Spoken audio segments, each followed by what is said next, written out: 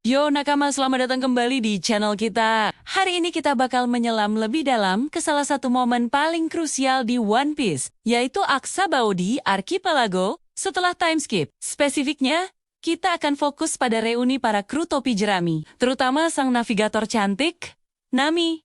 Kalian pasti penasaran kan? Apa aja sih yang terjadi sama Nami selama 2 tahun terpisah? Dan gimana momen pertemuannya kembali dengan kru yang lain? Yuk! Kita bongkar semuanya. Setelah tragedi di Sabaody, di mana Kuma Mensera beraikan mereka, Nami terlempar ke sebuah pulau langit bernama Wea-Theria. Ini bukan pulau langit biasa loh. Wea-Theria adalah pusat penelitian cuaca, tempat para ilmuwan tua yang jenius mempelajari dan bahkan memanipulasi cuaca. Awalnya, Nami sempat putus asa. Dia pengen banget sepa-sepe balik ke Sabaody buat nolongin Luffy. Tapi setelah menerima pesan rahasia dari Luffy lewat koran, dia sadar kalau mereka butuh waktu buat jadi lebih kuat. Disinilah Nami membuat keputusan besar. Alih-alih meratapi nasib, dia justru memanfaatkan kesempatan emas ini. Selama 2 tahun penuh, Nami belajar keras di Wea-Theria. Dia nggak cuma mengasah insting alaminya sebagai navigator, tapi juga menyerap ilmu pengetahuan cuaca tingkat tinggi dari para ahlinya. Dia belajar tentang fenomena cuaca ekstrem, cara memprediksinya, dan bahkan cara menciptakannya. Ini adalah upgrade besar-besaran buat Nami.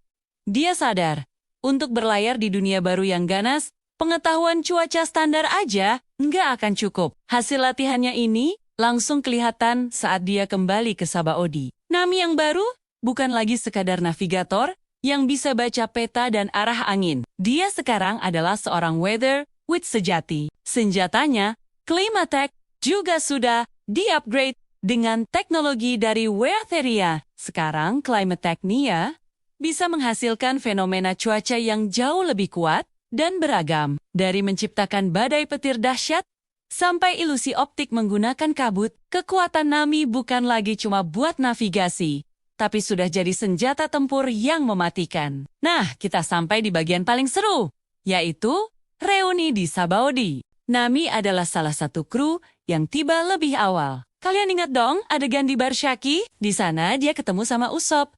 Momen pertemuan mereka itu lucu banget. Usopp, dengan gaya pahlawannya yang baru, mencoba memukau Nami. Tapi Nami malah lebih tertarik dengan teknologi baru yang dibawa Usopp. Interaksi mereka nunjukin kalau meskipun udah 2 tahun gak ketemu, dan penampilan mereka berubah drastis, ikatan persahabatan mereka tetap sama kuatnya. Tapi, momen paling ikonik tentu saja saat Nami bertemu dengan grup topi jerami palsu. Ini nih yang bikin ngakak sekaligus gregetan. Nami yang lagi belanja, tiba-tiba didatangi oleh Demaro Black dan gengnya yang ngaku-ngaku sebagai kru topi jerami. Awalnya Nami bingung. Kok Luffy jadi gendut dan Sanji jadi aneh gitu? Tapi dia cepat sadar kalau mereka ini penipu. Yang paling kocak adalah reaksi Usopp. Dia langsung panik dan ngajak Nami kabur. Takut reputasi mereka hancur. Adegan ini nunjukin betapa polosnya Usopp dan betapa tenangnya Nami menghadapi situasi absurd. Reaksi Nami terhadap para penipu ini juga jadi bukti perkembangannya. Dia nggak panik atau takut. Dia malah dengan santai mengamati mereka. Bahkan sempat tertipu sesaat sebelum akhirnya sadar. Ini menunjukkan betapa percaya dirinya Nami sekarang. Dia tahu betul siapa teman-temannya, dan dia nggak akan mudah terintimidasi oleh preman kelas teri macam Demaro Black. Dan akhirnya, momen yang ditunggu-tunggu tiba. Satu persatu, anggota kru topi jerami yang asli mulai berkumpul. Pertemuan Nami dengan Luffy itu singkat, tapi penuh makna. Luffy, dengan senyum khasnya, langsung mengenali Nami. Gak ada drama berlebihan. Cuma ada rasa percaya dan kebahagiaan karena bisa bertemu lagi. Begitu juga saat bertemu dengan yang lain, seperti Chopper Robin, Franky, Brook, Zoro, dan Sanji. Setiap pertemuan punya ceritanya sendiri. Misalnya, Sanji yang langsung mimisan hebat, lihat Nami dan Robin yang makin cantik. Khas Sanji banget kan?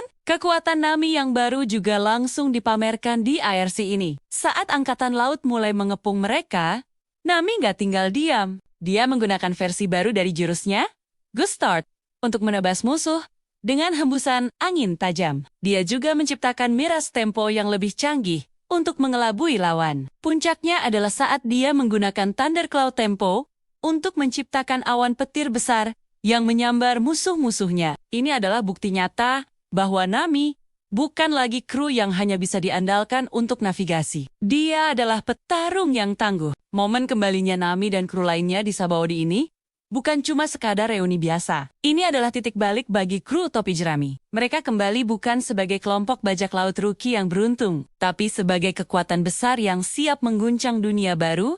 Setiap anggota termisok Nami telah tumbuh jauh lebih kuat, baik secara fisik maupun mental. Peran Nami setelah time skip menjadi semakin vital. Keahliannya dalam ilmu cuaca bukan cuma berguna untuk navigasi Thousand Sunny melewati lautan paling berbahaya di dunia, tapi juga menjadi senjata andalan dalam pertempuran. Kita bisa lihat di arc selanjutnya seperti Fishman Island, Pung Hazard, sampai Wano.